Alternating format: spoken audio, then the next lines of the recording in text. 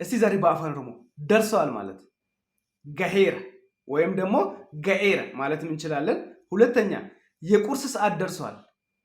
በአፋን ኦሮሞ ሰዓትን ጭሬ ገሄር ወይም ደግሞ ሰዓን ጭሬ ገሄር፣ ሰዓን ጭሬ ገሄር።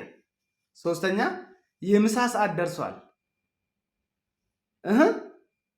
ሰዓን ላቀና ገሄር፣ ሰዓን ላቀና ገሄር።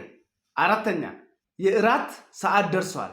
በአፋን ኦሮሞ ሰዓቲን ወይ ደግሞ ሰዓን እርባታ ገሄር፣ ሰዓን እርባታ ገሄር። አምስተኛ የእንቅልፍ ሰዓት ደርሷል። በአፋን ኦሮሞ እንቅልፍ ማለት ህሪባ፣ ሰዓን ህሪባ ገሄር፣ ሰዓን ህሪባ ገሄር።